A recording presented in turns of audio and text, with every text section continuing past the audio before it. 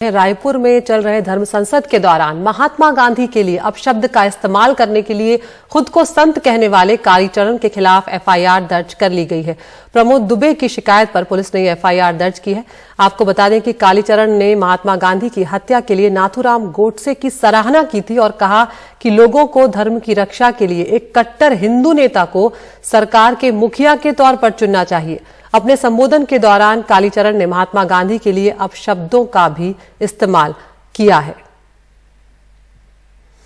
और हम सीधा रुख कर रहे हैं हमारे सहयोगी अनुराग द्वारी का। अनुराग, यहां पर हम देखते हैं कि इस तरह के स्वयंभू संत जो हैं, जो खुद को संत कहते हैं, मानते हैं, आते हैं और राष्ट्रपिता पर अभद्र टिप्पणी करते हैं, सामाजिक ताने बाने को चोट पहुंचाते हैं, उसके बाद ये आसानी से चले जाते हैं। लेकिन यहां पर हमने देखा कि कहीं ना कहीं दबाव जो है वो मीडिया का, सोशल मीडिया का वो काम आया है। एफआईआर दर्ज की गई है। क्या कुछ इसमें किया जा रहा है और किन धाराओं में एफआईआर दर्ज की गई है? अदिति, जैसा आपने कहा कि बहुत दबाव रंग आया है, तो अगर एफआईआर की धाराएं देखें तो मुझे ऐसा लगता नहीं है। 294 और 505(2) यानी एक में अधिकतम सजा 3 महीने की और दूसरे में अधिकतम सजा 3 साल की, ये सारी जमानती धाराएं हैं।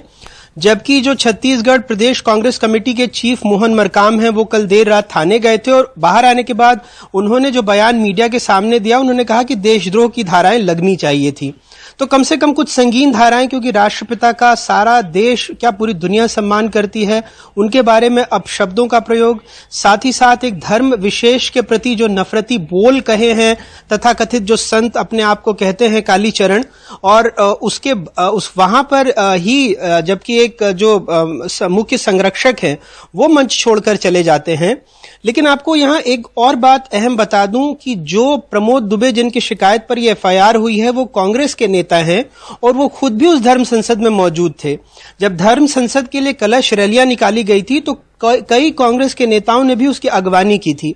तो समझना मुश्किल नहीं है कि जो धर्म की लड़ाई या धार्मिक प्रतीकों को लेकर लड़ाई होती है वो क्यों कमजोर पड़ जाती है, चाहे सत्ता पक्ष में कोई भी रहे, और ये परिणत होता है अगर आप इस एफआईआर की धाराओं को देखें तो। अदिति, बिल्कुल अनुराग, और कहीं ना कहीं हमने हरिद्वार में भी देखा था कि सत्ता का अगर संरक्षण प्राप्त होता है यहाँ पर तो कोई कार्रवाई नहीं हुई वहां पर भी। और यहाँ पर भी जिस तरह से आप कह रहे हैं कि जिस तरह की धाराएं लगाई गई है वो जमानती धाराएं, यानी कि आप कहीं ना कहीं एक तरह से उनके लिए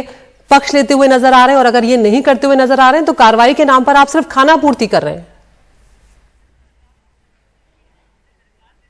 बिल्कुल अदिति, यही मेरा कहने का अभिप्राय था, क्योंकि कई कांग्रेस के नेता भी उस धर्म संसद में शामिल थे, कई लोगों ने उसकी अगवानी की थी। जबकि इसका जो फौरी अगर आप देखेंगे, अगर चंद पन्ने ही पलटते तो जिस तरह से उत्तराखंड में नफरती भाषण दिए गए थे मंच से, जिस तरह वहां पर कार्रवाई हुई थी, उसके बाद तो कम से कम लोगों को संभल जाना चाहिए था कि इस धर्म संसद में जो तथाकथित साधु संत समाज आ रहा है वो किस तरह की वाणी का प्रयोग करता है, वो धर्म विशेष के प्रति कितनी जहर भरी बातें कर रहा है, वो देश में सरेआम कत्लेआम की दंगों की बात कर रहा है। उसके बावजूद इस तरह की रैलियों में अगर सत्ताधारी पक्ष के नेता भी जाते हैं जो खुद को कहते हैं कि वो हिंदू और हिंदुत्व से अलग विचारधारा लेकर चल रहे हैं, हिंदू अलग है, हिंदुत्व अलग है, उसके बावजूद जब उस धर्म संसद में न सिर्फ शामिल होते हैं, जब बाद में ये खबरें सामने आती हैं तो एफआईआर दर्ज कराने जाते हैं। लेकिन वहीं पर जब पुलिस प्रशासन एफआईआर दर्ज करता है तो किन धाराओं में आपके सामने है।